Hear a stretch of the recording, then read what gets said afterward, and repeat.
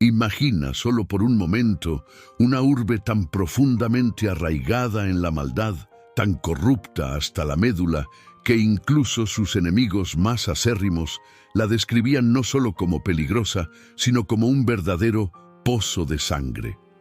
Un lugar donde la crueldad no era una excepción, sino la norma, donde la brutalidad se celebraba y el terror era una herramienta de Estado. Ahora detén esa imagen por un instante y permítete imaginar algo aún más inverosímil, que en el lapso de apenas 48 horas, esa misma ciudad, con sus calles empapadas de infamia y sus corazones endurecidos, transforma radicalmente su existencia. Convierte sus cuchillos de guerra en ayunos solemnes, sus gritos de opresión en un silencio reverente y sus orgías desenfrenadas en la humilde vestimenta de ropa áspera y ceniza. Parece una fantasía, ¿verdad? Un giro tan drástico que desafía toda lógica humana. La pregunta que nos carcome, que nos obliga a detenernos y reflexionar es esta. ¿Cómo pudo una metrópolis, que era la capital indiscutible del terror y la depravación más absoluta, convertirse de la noche a la mañana en el ejemplo más impactante y monumental de perdón en todo el mundo antiguo? ¿Qué fuerza, qué milagro, qué intervención divina pudo orquestar una metamorfosis tan radical?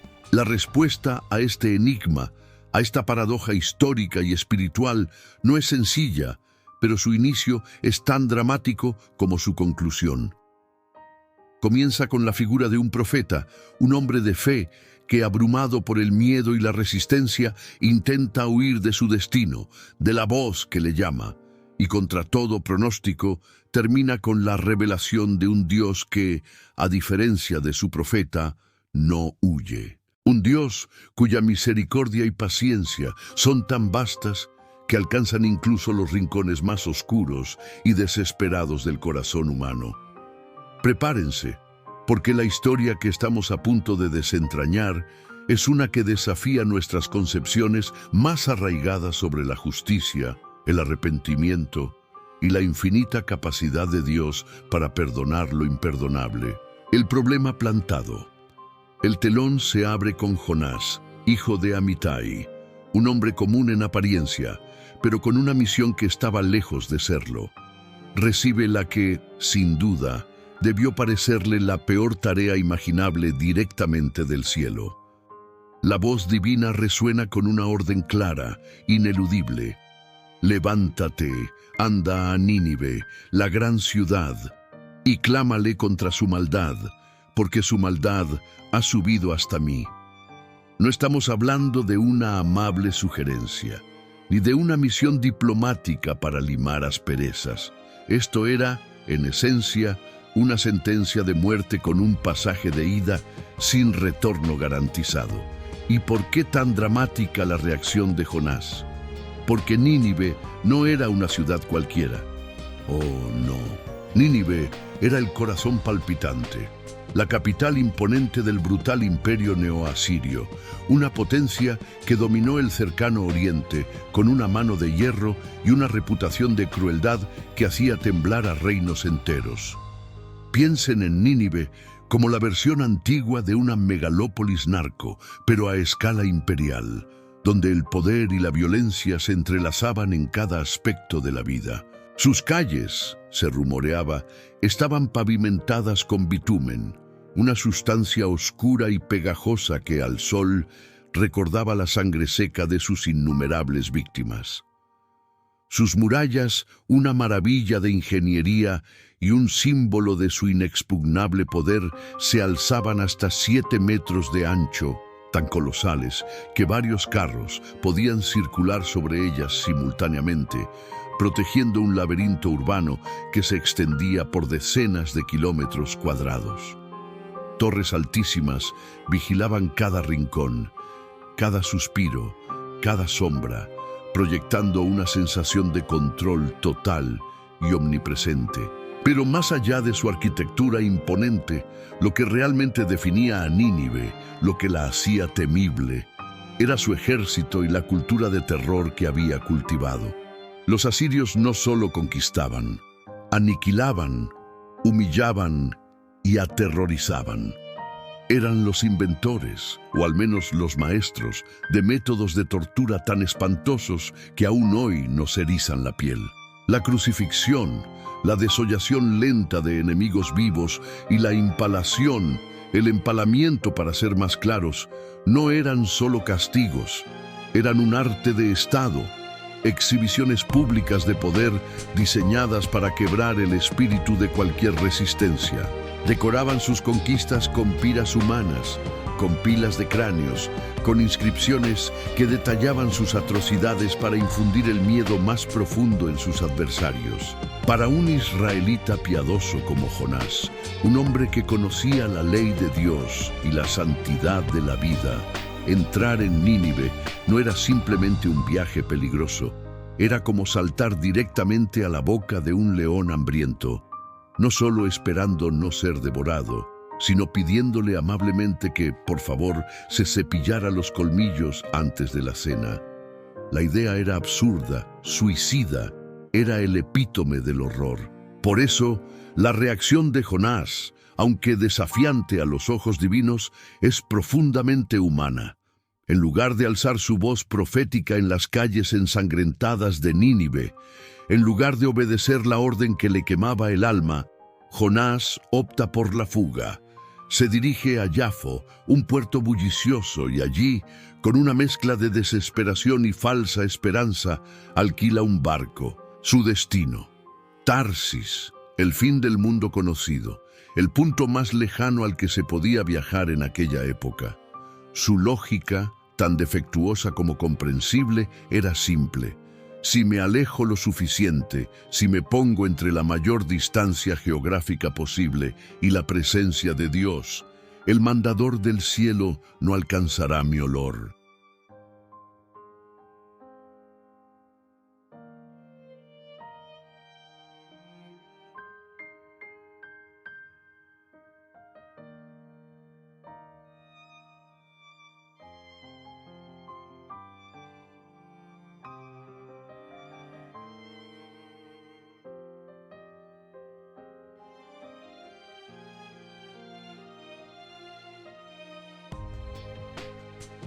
Los marineros, hombres curtidos por 1000 batallas contra el océano, veteranos de olas que se alzaban como edificios de 3 pisos, se tiran al suelo, presas del pánico, rogando a sus dioses paganos con gritos desesperados.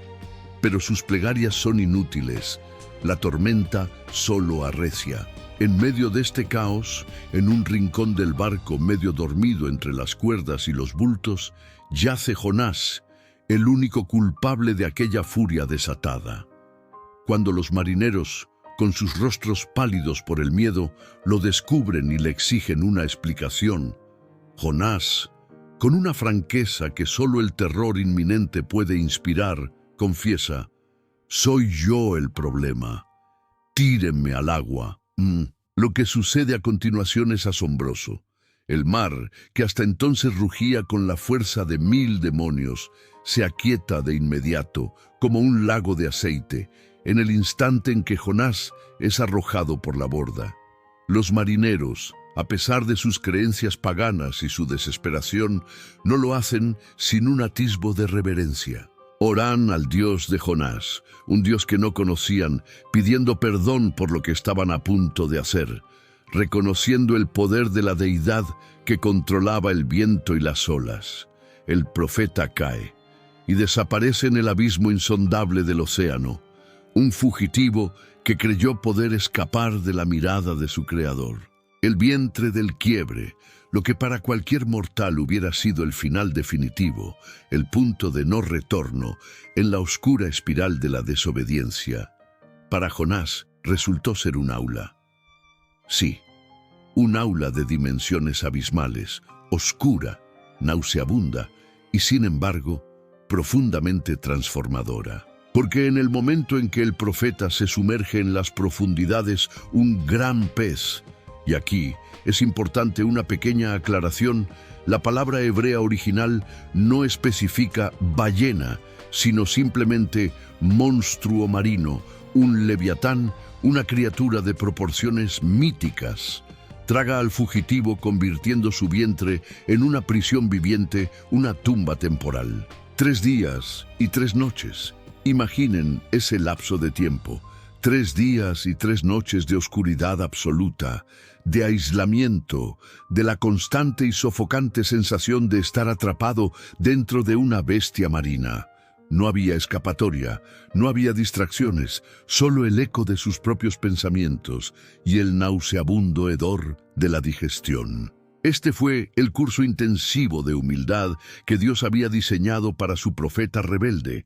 Allí, en ese claustro orgánico, Jonás redacta la que quizás sea la oración más insólita y conmovedora de toda la literatura sagrada, el único capítulo que escribiría desde dentro de una tripa. Sus palabras, impregnadas de desesperación y un tardío arrepentimiento, resuenan con una verdad universal. Desde el seno del Seol clamé, y tú me escuchaste. Por primera vez en mucho tiempo, el profeta Jonás no negocia con Dios, no discute sus órdenes, no intenta escapar de su voluntad. No, en este lugar de extrema vulnerabilidad, Jonás suplica. Su voz, ahogada por las entrañas del monstruo, es la voz de un hombre que ha llegado al fondo, al límite de su propia autosuficiencia. Reconoce con una claridad dolorosa que la salvación, su propia supervivencia, no viene de sus planes astutos, no de su huida hacia Tarsis, ni de ningún pasaporte que lo llevara al fin del mundo. No, la salvación viene del Señor. Es una verdad que se le ha grabado a fuego en el alma, una lección aprendida en la escuela de la desesperación. El gran pez, cumpliendo su propósito divino, vomita a Jonás en una playa seca. Podemos imaginar la escena con vívidos detalles. El hombre, escupido a la orilla, huele a fétido, a muerte y a bilis marina. Está pálido como la cera, con la piel arrugada por la humedad y la falta de sol. Su barba, desaliñada y pegajosa, es la de un superviviente que ha visto el abismo y ha regresado. Pero más allá de su apariencia desastrosa, hay algo nuevo en sus ojos, en su postura. Hay una certeza inquebrantable. La lección ha sido aprendida. Ha sido purgado de su orgullo y su resistencia.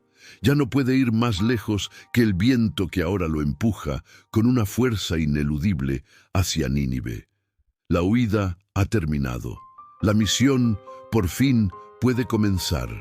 Este episodio, tan grotesco como milagroso, es un testimonio de la paciencia divina y de cómo, a veces, necesitamos tocar fondo para poder mirar hacia arriba y, finalmente, obedecer. Es la historia de un hombre que literalmente tuvo que pasar por un quiebre total para encontrar su verdadero propósito. La ciudad que no se pare, con el olor del abismo marino aún en sus ropas y la lección de humildad fresca en su memoria, Jonás, ahora sin réplica, cruza las puertas orientales de Nínive. No es una entrada triunfal, ni siquiera una entrada discreta. Es la llegada de un hombre que ha sido quebrado y reconstruido, un mensajero renuente pero ahora resuelto. Lo que encuentra al otro lado de esas imponentes murallas es un laberinto humano, una metrópolis colosal que, según los registros de la época y las descripciones bíblicas, albergaba a más de 120,000 almas, sin contar a los innumerables visitantes, mercaderes y viajeros que bullían en sus mercados y callejones. Era una ciudad que, en su apogeo, requería 3 días de recorrido para cruzarla por completo, un testimonio de su vasta extensión y su frenética actividad. Jonás, con la certeza de su mensaje, camina un día entero, adentrándose en el corazón de esa bestia urbana. Su anuncio no es un sermón elaborado ni una disertación teológica. Es un mensaje brutalmente conciso, casi chocante en su simplicidad y su contundencia. 8 palabras, solo 8 palabras que resuenan en el bullicio de la ciudad. Aún 40 días y Nínive será volteada. No hay promesas de redención si se arrepienten, ni advertencias detalladas sobre las consecuencias. No hay un «si no os arrepentís» condicional. Es una sentencia seca y directa pronunciada por un profeta foráneo, un hombre que no encaja en el paisaje de poder y opulencia de Nínive. El mensaje, en un principio, debió sonar a chiste de mal gusto.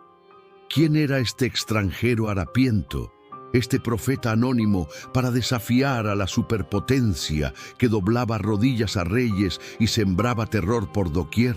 Pero entonces algo ocurre.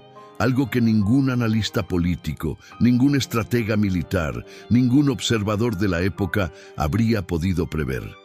El rumor, esa fuerza imparable y misteriosa, comienza a correr. Y corre más rápido que los camellos más veloces del desierto, más rápido que el viento que azotaba las velas de los barcos mercantes. Imaginemos la escena. Un mercader, intrigado por el grito del forastero, lo escucha y, quizás con un aire de burla, se lo cuenta al portero del templo, un hombre acostumbrado a chismorrear y a escuchar las novedades. El portero, a su vez, se lo comenta a un soldado de la guardia, un tipo rudo que, sin embargo, siente un escalofrío al oír la predicción. El soldado se lo susurra al escriba real, un intelectual que valora la información, por extraña que sea. Y el escriba, con un temblor en la voz, se lo confía al copero del rey, la persona más cercana al monarca. En cuestión de horas, la noticia, la fatídica advertencia, llega al trono. El monarca. La Biblia lo llama simplemente rey de Nínive, sin nombrarlo, lo que subraya que en esta historia la identidad individual es menos importante que el poderoso impacto de su decisión. Este rey, acostumbrado a ejercer un poder absoluto y a recibir adulación, reacciona de una manera que desafía toda expectativa. No envía a sus guardias a silenciar al profeta, no se burla de la amenaza. En un acto de humildad sin precedentes, baja de su estrado real. Se quita el manto bordado con insignias de poder y viste cilicio, la áspera tela de arrepentimiento. Luego decreta una orden que conmueve a toda la ciudad.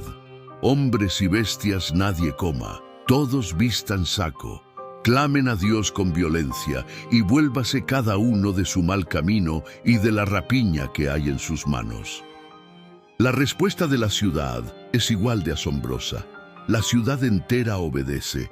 Desde el alfarero más humilde que trabaja el barro en los callejones, hasta la reina consorte en sus aposentos dorados, todos se cubren de ceniza.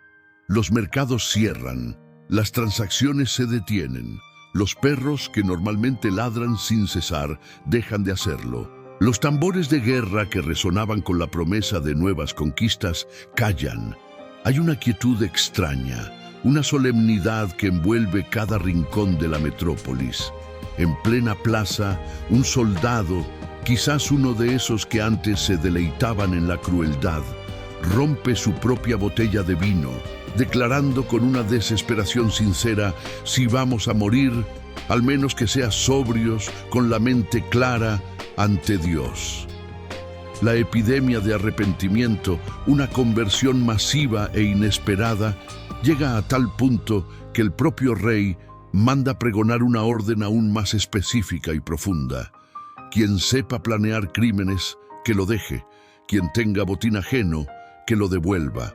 No es solo un arrepentimiento superficial, es una llamada a la restitución, a un cambio de vida radical. Y Dios observa. El Dios que había prometido el juicio, el Dios que había enviado al profeta con una sentencia, ahora observa. No envía fuego del cielo, ni ejércitos devastadores, ni un meteorito de justicia que borre a Nínive del mapa. En cambio, la Biblia nos revela una de las frases más sorprendentes y conmovedoras de toda la narrativa. Y vio Dios lo que hicieron, que se convirtieron de su mal camino. Y se arrepintió Dios del mal que había dicho que les haría, y no lo hizo. Palabra. La ciudad más pecadora del mundo antiguo, la capital de la crueldad, la encarnación del mal, recibe el mayor indulto, la mayor muestra de misericordia de toda la historia escrita. Es un testimonio impactante de que, para Dios, el arrepentimiento sincero siempre tiene el poder de cambiar el curso del destino. El enojo del profeta 1 podría esperar que, ante semejante despliegue de misericordia divina, ante la salvación de cientos de miles de almas, el profeta Jonás estallara en un júbilo incontenible, que celebrara con cantos y danzas, que se regocijara por el éxito de su misión, por el impacto de su mensaje. Pero Jonás, lejos de celebrar, estalla en enojo. Sí, en una furia amarga y personal que nos resulta, a primera vista, incomprensible. Se retira al este de la ciudad, un lugar desde donde podía observar lo que él esperaba que fuera la inminente destrucción de Nínive. Allí, bajo la escasa sombra de un enebro, se sienta y se regodea en su propia frustración, lamentándose con una honestidad brutal que desarma. «Ah, Señor, no lo dije yo en mi tierra. Por eso me apresuré a huir a Tarsis, porque sabía que tú eres Dios clemente y piadoso, tardo en enojarte y grande en misericordia, y que te arrepientes del mal». La confesión de Jonás es asombrosa en su candidez. Su peor miedo, el motivo por el cual había intentado escapar de su misión, era precisamente este: que Dios se apiadara de Nínive. Su lógica, tan humana y tan limitada, era sencilla y brutal. Los asirios, con su historial de atrocidades, merecían el castigo más severo, la aniquilación total. No merecían una segunda oportunidad, ni una pizca de la misericordia que él mismo había experimentado en el vientre del pez. El profeta quería justicia, sí, pero una justicia medida con la cuchilla afilada de la retribución, no con el bálsamo curativo del perdón. Quería ver la destrucción de sus enemigos, la reivindicación de Israel, no la redención de sus opresores. En su mente, la compasión de Dios hacia los ninivitas era una afrenta personal, una traición a su propio sentido de la rectitud. Dios, en lugar de regañarlo con severidad, en lugar de reprenderlo por su mezquindad, le ofrece a Jonás una clase viviente, una parábola en tiempo real diseñada para tocar su corazón endurecido. Hace crecer milagrosamente una planta de ricino, una enredadera de hojas anchas que le proporciona a Jonás una sombra fresca y bienvenida bajo el sol abrasador del desierto. El profeta se alegra inmensamente por esta pequeña comodidad, por este alivio personal. Pero al día siguiente, Dios envía un gusano, un diminuto agente de su voluntad que hiere la planta secándola de raíz. El enebro, la fuente de su efímero consuelo, se marchita bajo el sol inclemente. Jonás, ahora quemado por el sol, por la frustración y por el orgullo herido, desea morir, clamando que su vida no tenía sentido. Entonces viene la pregunta, una pregunta que desarma por su simplicidad y su profundidad. Una pregunta que atraviesa el corazón de la queja de Jonás. ¿Tienes tú tanta lástima por esta planta por la cual no trabajaste ni la hiciste crecer, que en una noche nació y en una noche pereció? ¿Y no he de tener yo lástima de Nínive, esa gran ciudad, donde hay más de 120,000 personas que no saben distinguir su mano derecha de su izquierda, y también muchas bestias? Silencio. El libro de Jonás, de una manera magistral, cierra abruptamente. No hay una réplica grabada de Jonás, no hay una explicación de su cambio de corazón, si es que lo hubo. La historia termina con la boca de Jonás abierta, sin una respuesta que ofrecer, confrontado con la vastedad de la compasión divina frente a la estrechez de su propia. La pregunta sigue flotando en el aire, resonando a través de los siglos, interpelándonos a cada uno de nosotros. ¿Quién merece el perdón? ¿Y quiénes somos nosotros para juzgar la misericordia de Dios? Es un final que nos obliga a reflexionar, a mirar dentro de nosotros mismos y a confrontar nuestras propias Nínives y nuestras propias resistencias a la gracia. ¿Por qué los perdonó? La pregunta fundamental, la que se cierne sobre toda esta narrativa, es persistente. ¿Por qué Dios perdonó a Nínive, una ciudad cuya maldad era proverbial, una metrópolis que se había ganado a pulso la reputación de ser el epicentro de la crueldad?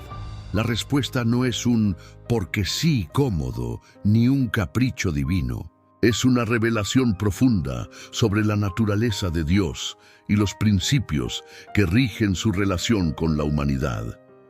Primero, y quizás lo más crucial, Dios perdonó a Nínive porque la misericordia divina no depende de la gravedad del crimen, por horrendo que éste sea, sino de la profundidad y la autenticidad del arrepentimiento. Los ninivitas no hicieron un paro de labios, no ofrecieron una disculpa superficial o una promesa vacía. Nínive cambió de vida. Su arrepentimiento fue total, público y tangible, manifestado en silicio, ceniza, ayuno y, lo más importante, en la acción de abandonar sus malos caminos y restituir lo robado. El rey no solo decretó un ayuno, sino que ordenó un cambio radical de comportamiento. Vuélvase cada uno de su mal camino y de la rapiña que hay en sus manos. Esto indica una transformación genuina, un giro de 180 grados en la dirección moral de la ciudad. Dios, que escudriña los corazones, vio esa sinceridad, esa voluntad de enmendar el rumbo, y respondió con perdón. No es que los crímenes fueran borrados de la historia, sino que la sentencia de destrucción fue levantada ante la evidencia de un corazón quebrantado y contrito. Segundo, Dios perdonó a Nínive porque valora cada vida, y no solo la humana. La pregunta de Dios a Jonás no solo menciona a las 120,000 personas que no distinguen su derecha de su izquierda, sino que añade, con una ternura sorprendente, y también mucho ganado. En el vocabulario celestial, la compasión no hace cálculos políticos ni distinciones antropocéntricas exclusivas. La vida, en todas sus formas, es preciosa para el Creador. Esta mención del ganado subraya la extensión de la misericordia divina, una compasión que abarca toda la creación, una visión holística que a menudo nos cuesta comprender en nuestra perspectiva limitada. No es solo que los humanos merezcan la gracia, es que la vida misma como don divino es digna de ser preservada y valorada. Tercero, y esto es fundamental para entender la lógica divina, el propósito de la advertencia nunca fue la destrucción, sino la corrección. La amenaza de aniquilación no era un fin en sí mismo, sino un catalizador para el cambio. El deseo último de Dios no es la sentencia condenatoria, sino el retorno, la reconciliación, la vida. Jonás fue enviado a Nínive no como un verdugo, sino como un mensajero de una última oportunidad. Si Nínive se arrepentía, la destrucción no sería necesaria. La misericordia no anula la justicia, sino que la redime, ofreciendo un camino para que la justicia sea satisfecha a través del arrepentimiento y no solo a través del castigo. Ahora, conectemos esta historia milenaria con nuestro presente. ¿Cuántas veces en nuestro día a día etiquetamos a alguien como irrecuperable? El vecino que nos robó la tranquilidad, el político que mintió descaradamente, el excompañero que traicionó nuestra confianza, el familiar que nos hirió profundamente. Dentro de cada uno de nosotros a menudo vive un pequeño Jonás. Queremos justicia inmediata, una retribución rápida y contundente, no una transformación lenta y dolorosa que requiera paciencia y una fe en lo imposible. Nos cuesta extender la mano del perdón a quienes, a nuestro juicio, no lo merecen.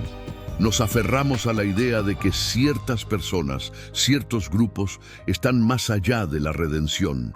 Pero la historia de Nínive nos recuerda que el cálculo del cielo opera con otra moneda, con una lógica que trasciende nuestra limitada comprensión. En la economía divina, perdón genuino equivale a posibilidad real.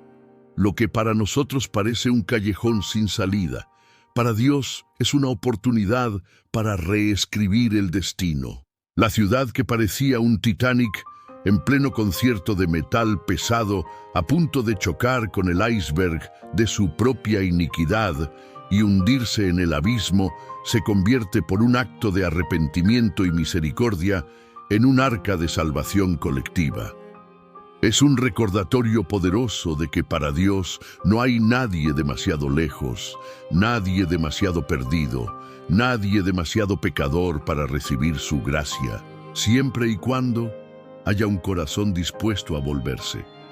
Si esta historia, con sus giros inesperados y su profunda lección, te ha hecho replantearte quién realmente merece una segunda oportunidad, te invito a que te tomes un momento.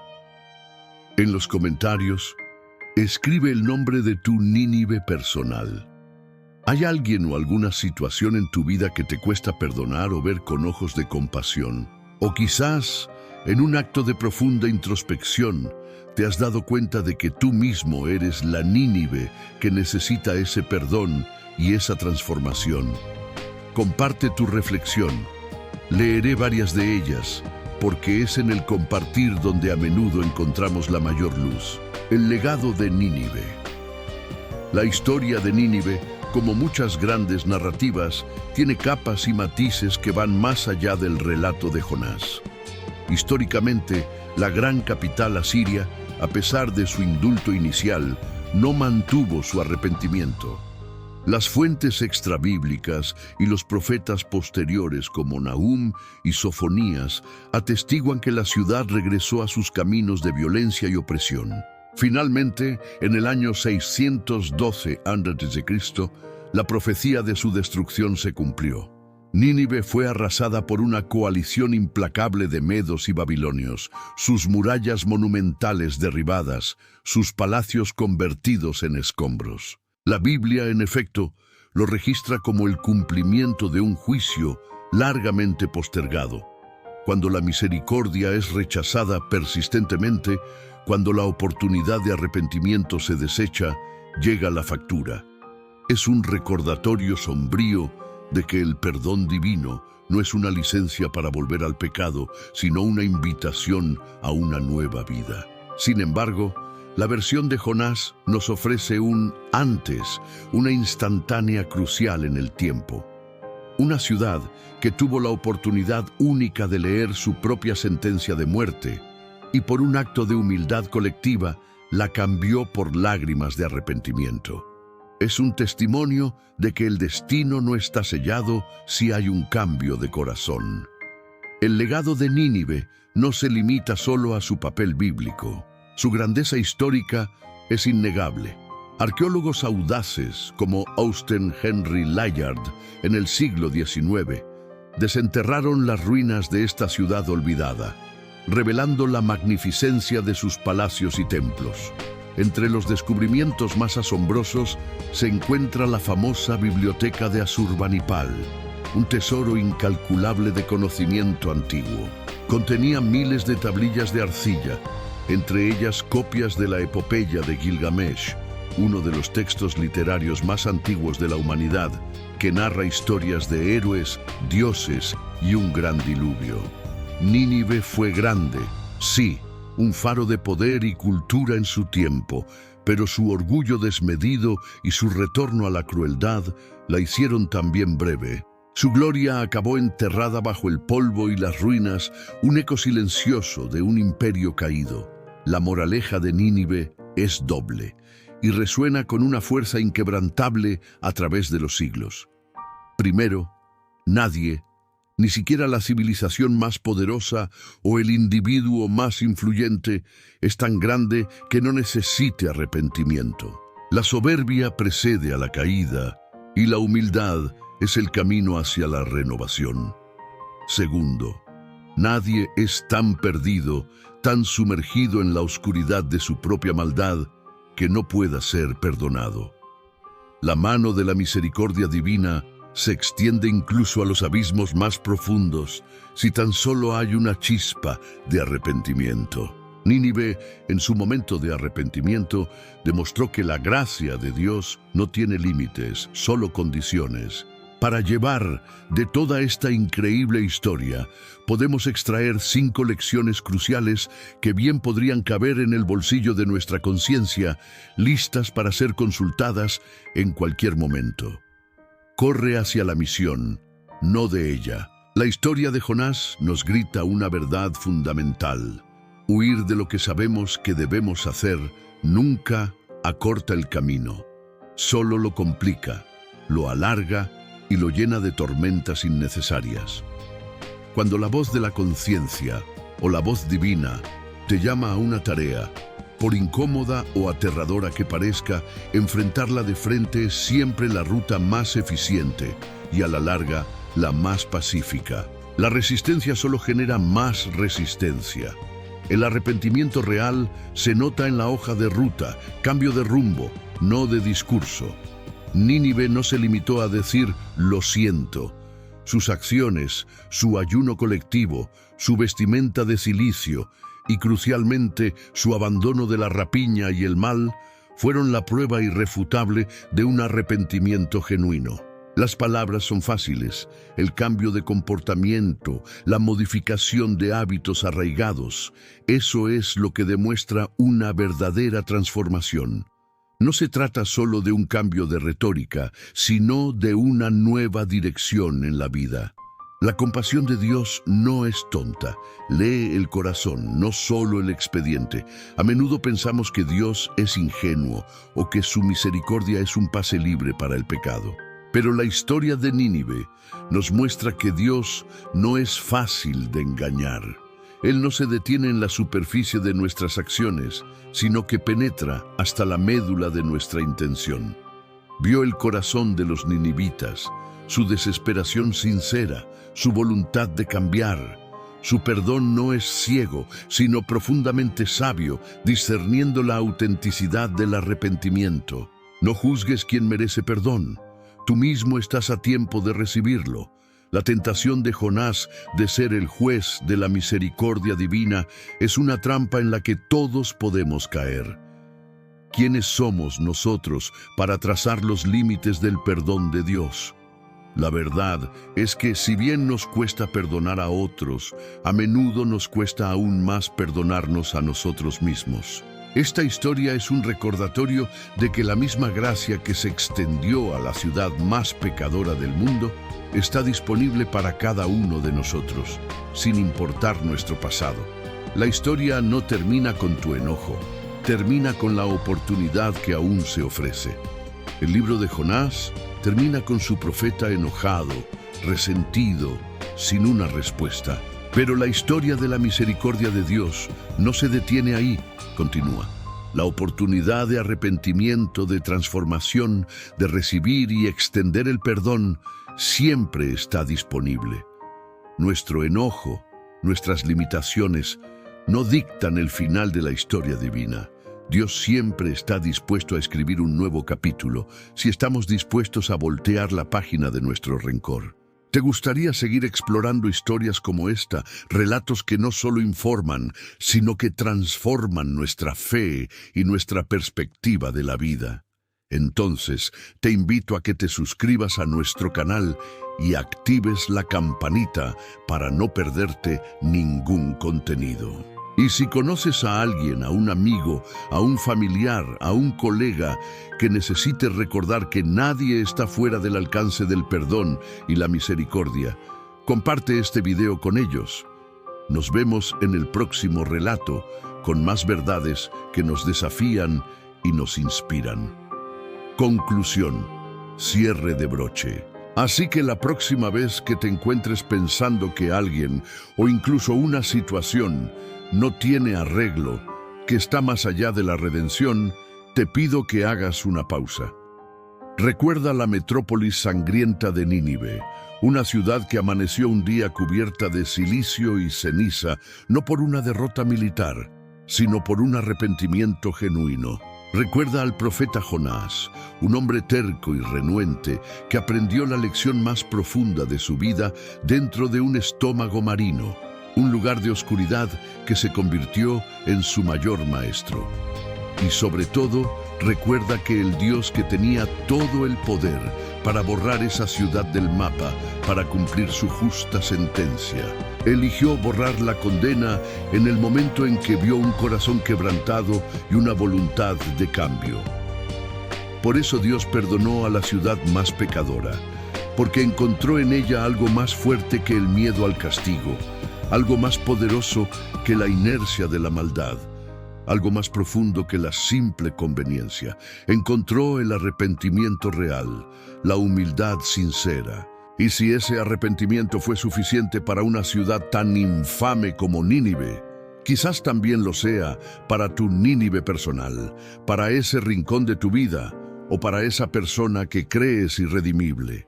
La misericordia de Dios siempre está disponible para quienes están dispuestos a volverse a Él.